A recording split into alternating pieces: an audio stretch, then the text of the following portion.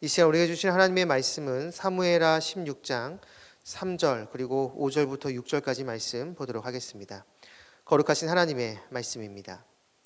왕이 이르되 내 주인의 아들이 어디 있느냐 하니 시바가 왕께 아뢰되 예루살렘에 있는데 그가 말하기를 이스라엘 족속이 오늘 내 아버지의 나라를 내게 돌리리라 하나이다 하는지라. 다윗 왕이 바후림에 이르매 거기서 사울의 친족 한 사람이 나오니 게라의 아들이요 이름은 시므이라. 그가 나오면서 계속하여 저주하고 또 다윗과 다윗 왕의 모든 신하들을 향하여 돌을 던지니 그때의 모든 백성과 용사들은 다 왕의 좌우에 있었더라. 아멘. 오늘 본문 5절에 나오는 다윗 왕이 바후림에 이르매를 오늘 말씀의 제목으로 삼습니다. 이 말씀이 저와 여러분의 삶으로 고백되기를 간절히 축복합니다.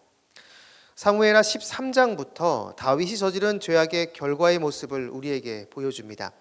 물론 다윗은 철저히 회개했고 다윗은 용서받았습니다. 하지만 마치 벽에 못을 박으면 그 못을 빼더라도 그 못의 흔적, 못자국이 남아있듯이 죄의 흔적이 남아서 여러 사람에게 영향을 미치는 모습을 보게 됩니다.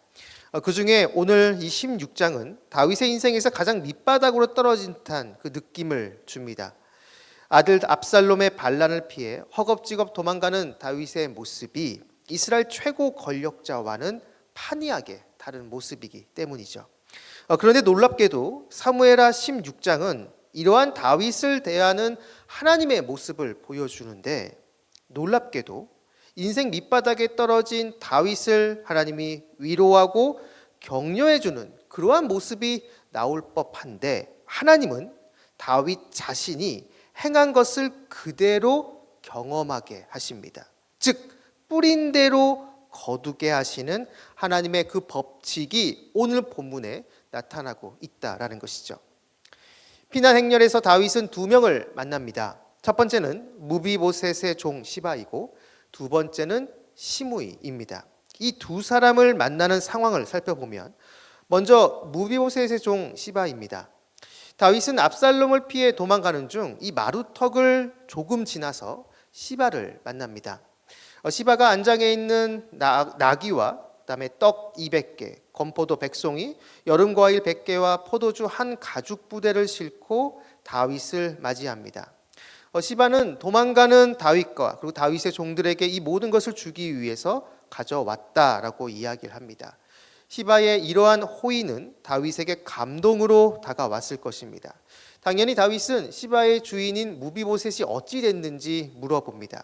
그러자 시바는 이렇게 얘기합니다. 오늘 본문 3절을 보면 왕이 이르되 내 주인의 아들이 어디 있느냐 하니 시바가 왕께 아뢰되 예루살렘에 있는데 그가 말하기를 이스라엘 족속이 오늘 내 아버지의 나라를 내게 돌리리라 하나이다 하는지라. 시바는 무비보셋이 지금 예루살렘에 있는데 지금 압살롬의 반란이 일어나자 무비보셋이 이스라엘 족속이 자신을 왕으로 세울 것이다 라고 이렇게 이야기를 했다라고 말합니다. 내 아버지의 나라는 곧 사울 왕의 나라 이스라엘을 말합니다. 다시 말해 무비보셋을 왕으로 세운다라는 말이죠. 쉽게 말하면 무비보셋이 다윗을 배신했다라는 것입니다. 이 말을 들은 다윗은 본문에 나오지 않지만 4절을 보면 이 무비보셋에게 굉장히 화가 났던 것 같습니다. 그래서 무비보셋이 가지고 있는 그 모든 것을 다 시바에게 주겠다라고 약속합니다. 시바의 말을 믿은 것이죠. 그러나 뒤에서 보겠지만 이 모든 반란이 끝나고 다시 예루살렘으로 돌아온 다윗을 이 무비보셋이 나와서 맞이합니다. 자신은 다리가 불편해서 다윗이 도망갈 때 함께할 수 없었다라고 말하면서 말이죠.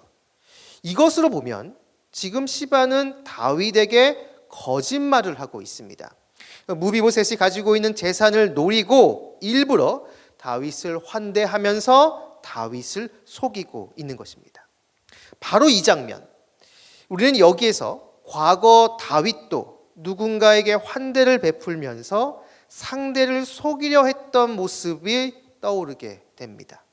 밧세바의 간음 사건 그 이후 밧세바가 임신하자 그의 남편 우리아를 불러 환대를 베풀면서 집에 가서 밧세바와 동침하라고 배려합니다. 왕으로서 전쟁 최전선에서 수고하는 군인에게 큰 아량을 베푸는 척하면서 말이죠.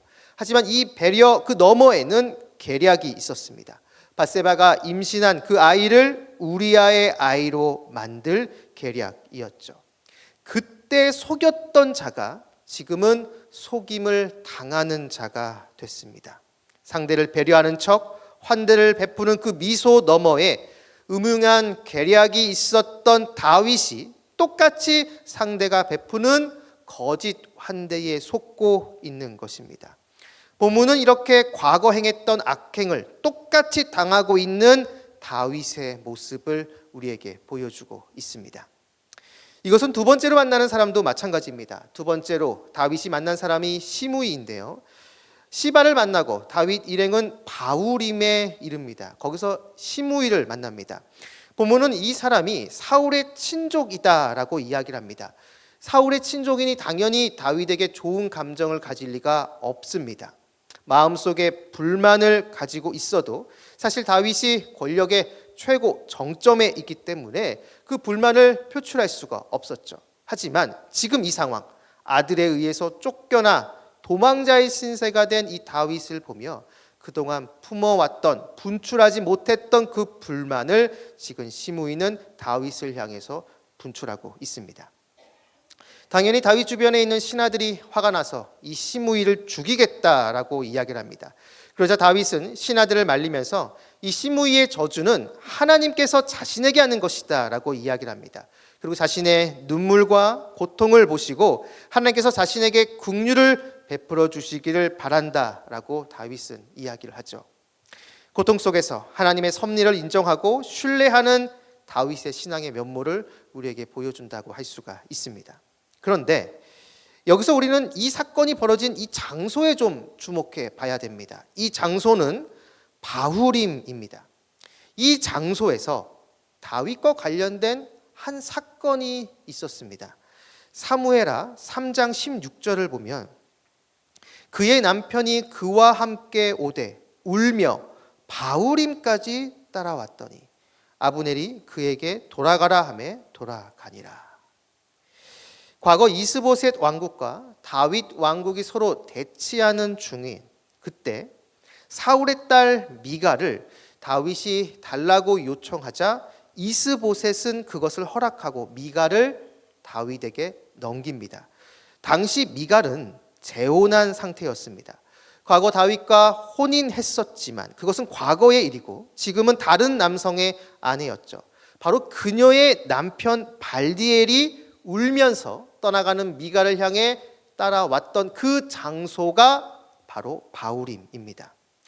많은 학자들은 다윗이 과거 결혼했던 미갈이 자신의 아내였기 때문에 순수한 마음으로 이 미갈을 달라고 요청한 것이 아니다라고 이야기를 합니다. 물론 과거 결혼을 했었지만 다윗은 미갈을 그렇게 많이 사랑했던 것 같지는 않습니다. 미갈이 사울의 딸이기 때문에 사울의 딸을 데리고 오면 사울을 추종하는 많은 그 사람들에게서 인정을 받을 수 있기에 정치적인 목적으로 지금 미갈을 달라고 요청하고 있는 것이죠. 그런데 미갈은 지금 재혼을 해서 잘 살고 있습니다. 그런데 그 가정을 다윗은 자신의 정치적인 입지를 위해 깨트리고 미갈을 데리고 오고 있습니다. 데리고 와서도 다윗은 미갈을 사랑하지 않습니다. 그냥 철저하게 정치적인 도구로 이용한 것이죠. 다윗이 시므이를 저주한 곳 바로 이 장소 바후림입니다. 시므이는 다윗을 저주하면서 다윗을 향해 피를 흘린 자여라고 저주합니다. 여기서 이 피를 흘린 자는 사울의 자손을 죽였다라는 것이죠. 물론 다윗이 직접적으로 사울의 자손을 죽인 적은 없습니다. 하지만 이 바후림이란 이 장소에서 다윗은 사울의 자손으로 하여금 피보다 더 진한 눈물을 쏟게 만들었습니다. 단란했던 한 가정을 자신의 정치적인 유익을 위해 깨트리고 한 부부를 강제적으로 갈라놓게 만들어 서로의 가슴에 치유할 수 없는 상처를 준 것이죠. 이렇게 한 가정을 갈라놓은 다윗 역시 지금 자신의 가정이 완전히 갈라진 것을 경험하고 있습니다. 자신의 아들 압살롬이 권력을 잡기 위해 정치적인 이유로 자신을 죽이려 하기 때문입니다. 그래서 다윗의 가정은 갈라졌고 지금 다윗의 마음 역시 상처로 가득합니다. 다윗이 행한 그대로 다윗은 지금 당하고 있는 것이죠. 우리는 사무엘하 16장을 보면서 하나님께서 인생을 주관하시는 하나의 법칙을 보게 됩니다. 그것은 뿌린 대로 거두게 하신다라는 것입니다. 물론 다윗은 회개했습니다. 그리고 용서받았습니다. 하지만 하나님의 이 법칙, 뿌린 대로 거두게 하시는 이 법칙이 예외 없이 다윗에게도 그대로 적용됩니다. 어쩌면 다윗은 오늘 이 사무엘하 16장에서 만나는 이 두 명을 통해 자신의 모습을 더 직시했을 것입니다. 왕이 되기까지, 그리고 왕이 되고 나서 자신이 순간순간 교만했고 타인을 자신의 유익을 위해 도구와 수단으로 여겼던 죄악된 모습을 보게 됐을 것입니다. 바로 이것을 통해 다윗은 어쩔 수 없는 죄인이며 하나님의 은혜가 아니고서는 넘어질 수밖에 없는 불완전한 존재임을 다윗은 스스로 인식했을 것입니다.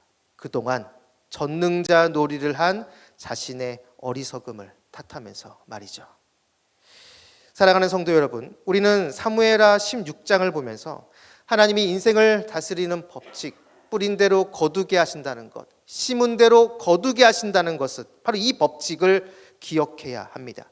우리는 우리가 심은 대로 반드시 거두게 됩니다. 주님의 말씀을 심고 주님의 뜻에 순종하는 것을 심으면 그 열매를 거두게 될 것이고, 주님의 말씀이 아닌 세상의 가치를 심으면, 내 욕망을 심게 되면 그 열매를 반드시 거두게 됩니다. 그 열매는 바로 하나님의 심판입니다. 설사 이 땅에서 그 열매를 거두지 못하는 것처럼 보여도 우리의 최종 심판대 앞에서 우리는 내가 심은 대로 주님의 심판을 받게 될 것입니다. 그 심판 이후에는 또 다른 기회가 주어지지 않습니다. 그 심판으로 모든 것이 결정되는 것이지요. 그렇기에 우리는 심은 대로 거두게 하시는 주님의 이 법칙을 기억하며 매 순간 두렵고 떨리는 마음으로 우리의 구원을 이루어 가야 합니다. 죄와 매 순간 싸우며 말씀에 순종하기 위해 노력하고 타인을 배려하고 섬기는 그러한 모습이 우리 안에 있어야 합니다. 주님께서 보여주셨던 그러한 삶의 모습이 내 삶에 다시 한번 성육화될 수 있도록 우리는 끊임없이 노력해야 한다는 것이죠. 바라기는 이곳에 계신 여러분 모두가 오늘 이 말씀을 기억하시면서 심은 대로 거두게 하시는 주님의 이 법칙을 기억하며 매 순간 주님의 뜻대로 살아내기 위해 몸부림치는 저와 여러분 우리 모두가 되기를 주님의 이름으로 축원합니다. 기도하겠습니다. 우리의 모든 것 되시는 아버지 하나님, 오늘도 우리에게 말씀을 주시고 이 말씀을 붙잡고 기도하게 해주심을 진심으로 감사드립니다. 심은 대로 거두게 하시는 주님의 법칙을 기억하며 매 순간 말씀대로 살아가는 우리의 모습이 될 수 있도록 인도하여 주옵소서. 설사 이 세상에서 악한 자들이 더 잘되고 번성하는 것처럼 보여도 우리가 언젠가 서게 될 주님의 그 최종 심판대 앞에서 주님께서 반드시 뿌린 대로 거두게 하신다는 것을 기억하며 매일 주님께서 원하는 신앙의 정도의 길을 걸어갈 수 있도록 우리 모두를 선하게 인도하여 주옵소서. 오늘 하루의 첫 시작입니다. 오늘 하루 동안 우리 모든 성도님들과 함께 해주셔서 길의 위험과 사람의 위험과 여러 환경의 위험에서 우리를 지켜주시고, 무엇보다 우리 마음속에 우리를 끊임없이 유혹하는 음란과 거짓과 교만과 시기와 탐욕의 유혹에서 우리를 건져 주옵소서. 감사드리며 예수님의 이름으로 기도드립니다. 아멘. 공동기도문입니다. 지금 들은 말씀이 내 삶으로 이어지게 하옵소서. 동네 세매주 성경 말씀 묵상을 통해 말씀에 깊이가 있는 말씀상 공동체 성락 성결교회가 되게 하옵소서. 몽골 어린이 샤를사이칸의 건강을 지켜주시고 추후 진행되는 일정에 주님께서 함께하여 주옵소서. 다바라 학교를 통해 다음 세대가 살아나고 동안클럽을 통해 모든 시니어분들이 주님 안에서 행복하게 하옵소서. 담임 목사님과 부교육자들 그리고 장로님들을 비롯한 평신도 지도자들 모두에게 성령 충만의 은혜를 주옵소서. 육체의 질병과 마음의 질병으로 고통받는 성도들에게 회복의 은혜와 평안의 은혜를 베풀어 주옵소서. 그리고 장례 광고가 있습니다. 표세종 집사님, 표우람 집사님 부친 되시고 추미 권사님의 남편이신 고 표재학 장로님께서 어제 오후 4시경 하나님의 부르심을 받으셨습니다. 장례 유형은 교회장으로 진행됩니다. 빈소는 한양대학교 장례식장 7호실입니다. 오늘 위로 예배가 오전 10시 40분에 있고 교회에서 10시 20분에 출발합니다. 상을 당한 가정에 주님의 위로가 함께할 수 있도록 기도해 주시기 바랍니다. 이 시간 함께 나눈 공동 기도문과 각자 가지고 나온 개인의 기도 제목을 놓고 기도하신 후에 삶의 자리로 나아가도록 하겠습니다. 기도하시겠습니다.